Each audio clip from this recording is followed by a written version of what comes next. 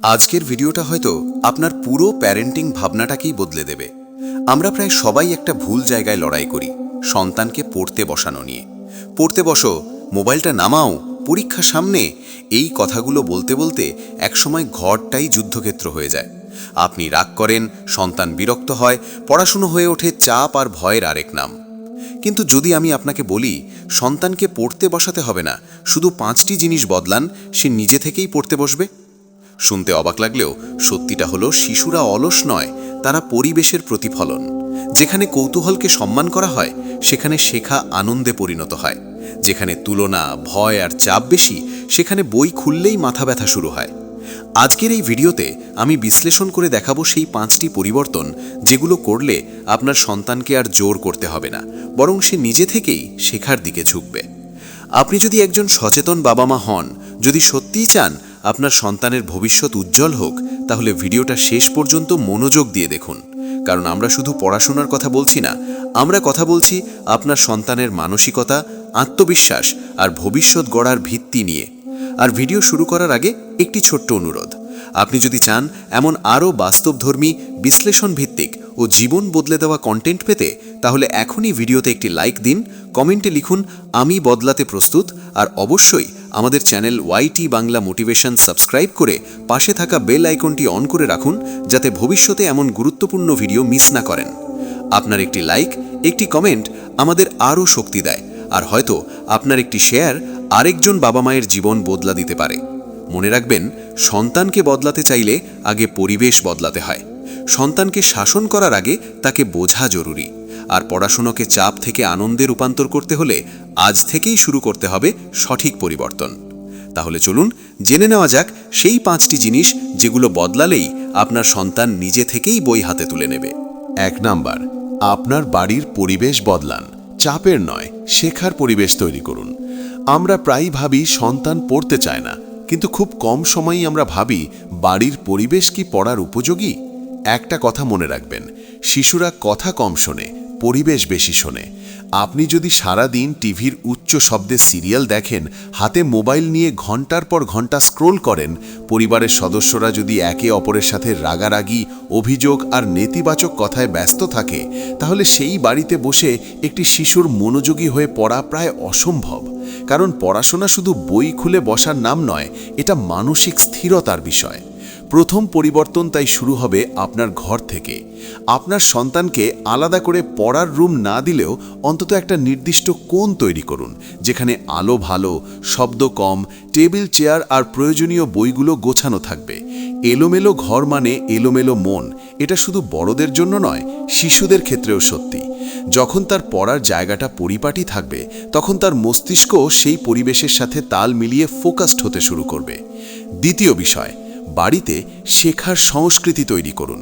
শুধু সন্তানকেই পড়তে বলবেন না, আপনি নিজেও প্রতিদিন অন্তত 20-30 মিনিট বই পড়ুন বা কিছু শিখুন। সন্তান যখন দেখবে তার বাবা মা নিজেরাও শেখার মধ্যে আছে, তখন সে বুঝবে পড়াশোনা কোনো শাস্তি নয়, এটা জীবনের অংশ। মনে রাখবেন, আপনি যা করেন সন্তান সেটাই নকল করে, আপনি যা বলেন সেটার প্রভাব কম। তৃতীয় বিষয়, তুলনা বন্ধ করুন। ওর ছেলে এত পড়ে, তোর বন্ধু প্রথম হয়েছে, এই কথাগুলো বাড়ির পরিবেশকে বিষাক্ত করে তোলে। তুলনা মানে শিশুর আত্মসম্মানে আঘাত। আত্মসম্মান ভেঙে গেলে পড়ার আগ্রহ ভেঙে যায়। আপনি বরং বলুন, গতবারের থেকে তুমি একটু ভালো করেছ, তোমার চেষ্টাটা আমার ভালো লেগেছে। এই ধরনের ইতিবাচক বাক্য তার ভেতরে শেখার আগুন জ্বালাবে। চতুর্থ বিষয়, ভয়ের পরিবেশ সরিয়ে ফেলুন। অনেক বাড়িতে পড়াশোনা মানেই বকা, মার, শাস্তি। ফলে বই দেখলেই শিশুর মনে ভয় জেগে ওঠে। ভয় কখনো দীর্ঘমেয়াদে শেখার অনুপ্রেরণা দেয় না, এটা শুধু সাময়িক বাধ্যতা তৈরি করে। আপনি যদি সত্যিই চান সে নিজে থেকে পড়ুক, তাহলে তাকে নিরাপদ অনুভব করান। ভুল করলে বলুন, ভুল করা শেখার অংশ। এই একটি বাক্য তার মানসিক চাপ অর্ধেক কমিয়ে দেবে। পঞ্চম বিষয়, নিয়মিত রুটিন তৈরি করুন, কিন্তু সেটাকে কঠোর কারাগারে পরিণত করবেন না। প্রতিদিন নির্দিষ্ট সময়ে পড়ার অভ্যেস তৈরি করুন, তবে মাঝখানে ছোট বিরতি রাখুন। 30-40 মিনিট পড়া, তারপর 10 মিনিট বিরতি। এই পদ্ধতি শিশুদের জন্য অনেক কার্যকর। এতে পড়া ক্লান্তিকর মনে হয় না। আর সবচেয়ে গুরুত্বপূর্ণ, পড়াশোনাকে শুধু পরীক্ষার ফলাফলের সাথে জড়িয়ে রাখবেন না। যখন বাড়ির আলোচনায় শুধুই নাম্বার আর রেজাল্ট থাকে, তখন শেখার আনন্দ হারিয়ে যায়। আপনি মাঝে মাঝে জিজ্ঞেস করুন, আজ নতুন কি শিখলে? এই প্রশ্নটা রেজাল্টের চেয়ে অনেক বেশি শক্তিশালী, কারণ এতে শেখাকে মূল্য দেওয়া হয়, নম্বরকে নয়। মনে রাখবেন, পরিবেশ বদলালে আচরণ বদলায়।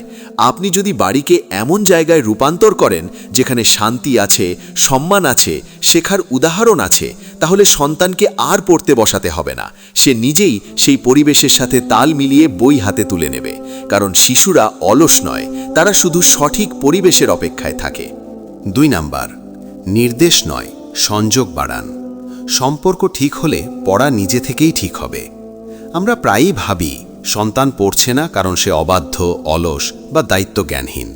কিন্তু বাস্তবতা হলো, বেশিরভাগ ক্ষেত্রে সমস্যা পড়াশোনায় নয়, সমস্যা সম্পর্কের দূরত্বে।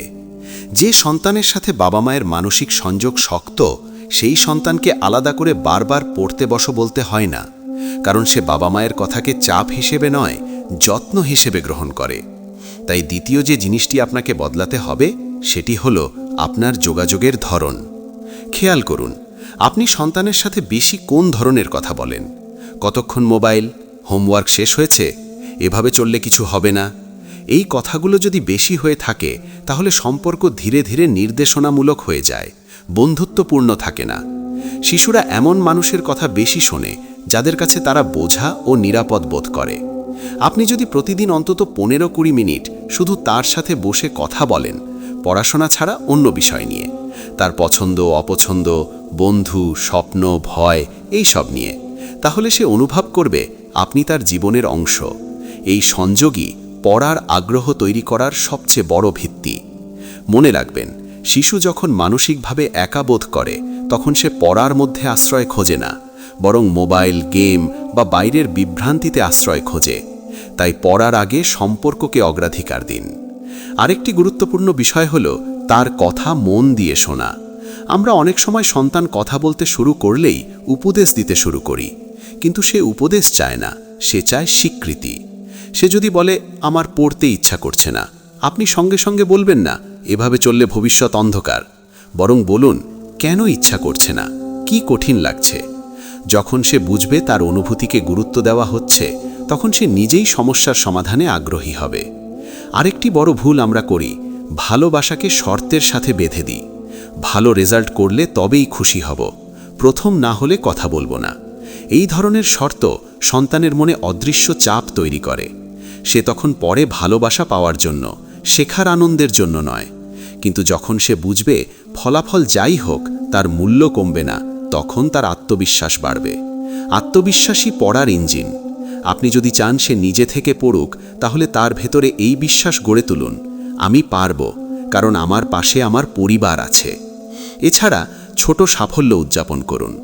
বড় ফলাফলের অপেক্ষায় না থেকে প্রতিদিনের ছোট উন্নতিকে স্বীকৃতি দিন। আজ যদি সে 20 মিনিট মনোযোগ দিয়ে পড়ে, সেটাকে গুরুত্ব দিন। বলুন, আজ তুমি মন দিয়ে চেষ্টা করেছ, এটা আমার ভালো লেগেছে।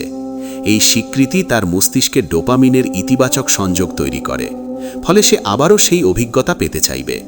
আর সবচেয়ে গুরুত্বপূর্ণ, নিজের রাগ নিয়ন্ত্রণ করুন। রাগের মুহূর্তে বলা একটি কঠিন বাক্য সন্তানের মনে বছরের পর বছর থেকে যায়। পড়াশোনার জন্য সম্পর্ক নষ্ট করা কোনো জয় নয়, বরং দীর্ঘমেয়াদে এটা বড় ক্ষতি। মনে রাখবেন, সন্তানকে পড়াতে চাইলে আগে তার হৃদয়ে জায়গা করে নিতে হবে। সংযোগ ছাড়া নির্দেশ শুধু শব্দ, সংযোগ থাকলে ছোট একটি ইঙ্গিতও যথেষ্ট। তাই আজ থেকেই চেষ্টা করুন, আদেশ কমান, আলাপ বাড়ান, সমালোচনা কমান, সমর্থন বাড়ান, দূরত্ব কমান, সংযোগ বাড়ান। দেখবেন সম্পর্ক যখন উষ্ণ হবে, তখন পড়াশোনাও স্বাভাবিকভাবে তার জীবনের অংশ হয়ে উঠবে। কারণ যে সন্তান নিজেকে বোঝা ও মূল্যবান মনে করে, সে নিজে থেকেই নিজের ভবিষ্যৎ গড়তে চায়। 3 নাম্বার, ফলাফলের চাপ নয়, শেখার আনন্দে ফোকাস করুন। নম্বরের পিছনে ছুটলে আগ্রহ মরে যায়। আমরা এমন এক সমাজে বাস করি যেখানে পড়াশোনার মানে হয়ে গেছে নম্বর, গ্রেড, র্যাঙ্ক আর অন্যের সাথে তুলনা। ফলে শিশুর মাথায় খুব ছোটবেলা থেকেই ঢুকিয়ে দেওয়া হয়, ভালো রেজাল্ট মানেই তুমি ভালো, আর খারাপ রেজাল্ট মানেই তুমি ব্যর্থ। এই চিন্তাটাই তার শেখার আনন্দকে ধীরে ধীরে হত্যা করে। তাই তৃতীয় যে জিনিসটি আপনাকে বদলাতে হবে সেটি হলো আপনার ফোকাস, ফলাফল থেকে সরিয়ে শেখার প্রক্রিয়ায় নিয়ে আসা। আপনি খেয়াল করলে দেখবেন ছোট বাচ্চারা স্কুলে যাওয়ার আগেই হাজার প্রশ্ন করে, এটা কেন, ওটা কিভাবে, আকাশ নীল কেন, পিঁপড়া লাইন করে হাঁটে কেন। এই প্রশ্ন করার প্রবণতাই হলো স্বাভাবিক শেখার আগ্রহ। কিন্তু যখন আমরা বারবার বলি এখন এসব প্রশ্নের সময় না, আগে বই পড়ো, তখন আমরা তার স্বাভাবিক কৌতূহলকে থামিয়ে দিই। কৌতূহল বন্ধ হয়ে গেলে পড়াশোনা শুধু বাধ্যবাধকতা হয়ে যায়। তাই প্রথম পরিবর্তন, প্রশ্ন করতে উৎসাহ দিন। সে যদি বইয়ের বাইরে কোনো বিষয় জানতে চায় তাকে থামাবেন না, বরং বলুন চল একসাথে খুঁজে দেখি। এতে সে বুঝবে শেখা মানে শুধু সিলেবাস শেষ করা নয়, শেখা মানে পৃথিবীকে বোঝা। দ্বিতীয়ত, ভুলকে ব্যর্থতা হিসেবে নয়, শেখার অংশ হিসেবে দেখান। অনেক সময় আমরা ভুল উত্তর দেখলেই বিরক্ত হই, কিন্তু মনে রাখবেন ভুল করার মধ্য দিয়েই মস্তিষ্ক নতুন সংযোগ তৈরি করে। আপনি যদি বলেন ভুল করেছো মানে তুমি চেষ্টা করেছো, তাহলে তার ভয় কমে যাবে। ভয় কমলে মনোযোগ বাড়ে। তৃতীয়ত, নম্বরকে আলোচনা করার ধরন বদলান। রেজাল্ট বের হলে শুধু জিজ্ঞেস করবেন না কত পেয়েছো, বরং জিজ্ঞেস করুন কোন বিষয়টা তোমার কাছে কঠিন লেগেছে বা কোন অধ্যায়টা বুঝে ভালো লেগেছে। এতে সে বুঝবে আপনি শুধু সংখ্যার প্রতি আগ্রহী নন, তার শেখার অভিজ্ঞতার প্রতিও আগ্রহী। চতুর্থত, লক্ষ্য ছোট ছোট ধাপে ভাগ করুন। প্রথম হতে হবে এই বড় লক্ষ্য চাপ তৈরি করে, কিন্তু আজ এই একটি অধ্যায় শেষ করব, এই ছোট লক্ষ্য সহজ ও বাস্তবসম্মত। ছোট লক্ষ্য পূরণ হলে সাফল্যের অনুভূতি তৈরি হয়, যা তাকে পরবর্তী ধাপে এগোতে অনুপ্রাণিত করে। পঞ্চমত, পড়াশোনাকে জীবনের সাথে যুক্ত করুন। যদি সে গণিত পড়ে তাকে বাস্তব উদাহরণ দিন, বাজারে হিসাব করা, সময় মাপা, খেলায় স্কোর গণনা। যদি সে বিজ্ঞান পড়ে তাকে আশেপাশের ঘটনাগুলো দেখান। যখন সে বুঝবে পড়া মানে বাস্তব জীবনের সাথে সম্পর্কিত কিছু, তখন বই আর বাস্তবতার মাঝে দূরত্ব থাকবে না। আরেকটি গুরুত্বপূর্ণ বিষয় হলো আপনার ভাষা। তুই পারবি না, তোর মাথায় কিচ্ছু ঢোকে না, এই কথাগুলো তার পরিচয়কে আঘাত করে। পরিচয় ক্ষতিগ্রস্ত হলে প্রচেষ্টা কমে যায়। আপনি বরং বলুন এটা এখন কঠিন লাগছে, কিন্তু অনুশীলন করলে সহজ হবে। এই গ্রোথ মাইন্ডসেট তার ভেতরে তৈরি করুন। সে যেন বুঝতে পারে যোগ্যতা স্থির নয়, চেষ্টায় বাড়ে। মনে রাখবেন ফলাফল হলো গাছের ফল, শেখার আনন্দ হলো শিকড়। আপনি যদি শুধু ফলের দিকে তাকিয়ে শিকড়ে পানি না দেন, গাছ টিকবে না। তাই আজ থেকে নম্বরের চাপে সন্তানকে ভয় দেখানো বন্ধ করুন। শেখার আনন্দ, কৌতূহল, প্রশ্ন আর প্রচেষ্টাকে গুরুত্ব দিন। দেখবেন যখন শেখা তার কাছে আনন্দের বিষয় হয়ে উঠবে, তখন নম্বরও ধীরে ধীরে নিজে থেকেই উন্নত হবে। কারণ যে শেখাকে ভালোবাসে সে ফলাফল থেকে পালায় না, বরং ফলাফল নিজেই তার পেছনে আসে। 4 নাম্বার, নিয়ন্ত্রণ কমান, দায়িত্ব বাড়ান। স্বাধীনতা পেলে সন্তান নিজেই নিজের শিক্ষক হয়ে যায়। আমরা অনেক সময় ভাবি সন্তানকে নিয়ন্ত্রণে রাখলেই সে ঠিক পথে থাকবে। তাই আমরা তার সময় ঠিক করে দিই, কি পড়বে বলে দিই, কখন বিরতি নেবে সেটাও নির্ধারণ করি। এমনকি অনেক ক্ষেত্রে তার হয়ে সিদ্ধান্তও নিয়ে ফেলি। বাইরে থেকে দেখলে মনে হয় আমরা খুব দায়িত্বশীল বাবা মা, কিন্তু ভেতরে ভেতরে এই অতিরিক্ত নিয়ন্ত্রণ সন্তানের ভেতরের দায়িত্ববোধকে দুর্বল করে দেয়। কারণ মানুষ যে কাজ নিজের সিদ্ধান্তে করে সেই কাজের প্রতি তার অঙ্গীকার অনেক বেশি থাকে, আর যে কাজ চাপিয়ে দেওয়া হয় সেটাকে সে সুযোগ পেলেই এড়িয়ে যেতে চায়। তাই চতুর্থ যে জিনিসটি আপনাকে বদলাতে হবে তা হলো নিয়ন্ত্রণের পদ্ধতি। প্রথমত, তাকে ছোট ছোট সিদ্ধান্ত নেওয়ার সুযোগ দিন। যেমন আজ কোন বিষয় আগে পড়বে, কতক্ষণ পড়ে বিরতি নেবে, কোথায় বসে পড়তে স্বাচ্ছন্দ্য বোধ করে। আপনি বিকল্প দিন, কিন্তু চূড়ান্ত বেছে নেওয়ার সুযোগ তাকে দিন। এতে তার ভেতরে একটি অনুভূতি জন্মাবে, এটা আমার পড়া, আমার দায়িত্ব। এই অনুভূতি তাকে নিজে থেকে পড়তে বসার শক্তি দেবে। দ্বিতীয়ত, সময় ব্যবস্থাপনা শেখান, কিন্তু জোর করে সময় চাপিয়ে দেবেন না। তার সাথে বসে একটি রুটিন তৈরি করুন। জিজ্ঞেস করুন তোমার মতে কোন সময় পড়লে ভালো মনোযোগ আসে। যখন সে নিজেই রুটিন তৈরিতে অংশ নেবে তখন সেটি মানার প্রবণতাও বাড়বে। তৃতীয়ত, কাজের ফলাফল তাকে অনুভব করতে দিন। অনেক বাবা মা সন্তানের ভুল ঢেকে দেন বা দায়িত্ব নিজেরা নিয়ে নেন। হোমওয়ার্ক না করলে শিক্ষক বকা দিলে সেটাকে পুরোপুরি নিজের দোষ হিসাবে নেবেন না, বরং তাকে বুঝতে দিন কাজ না করলে ফলাফলও আসবে না। বাস্তব অভিজ্ঞতা অনেক বড় শিক্ষক। তবে এটাকে অপমান বা লজ্জায় পরিণত করবেন না, এটাকে শিক্ষা হিসাবে উপস্থাপন করুন। চতুর্থত, তাকে লক্ষ্য নির্ধারণে যুক্ত করুন। আপনি যদি বলেন তোমাকে 90% পেতেই হবে, সেটা চাপ তৈরি করে।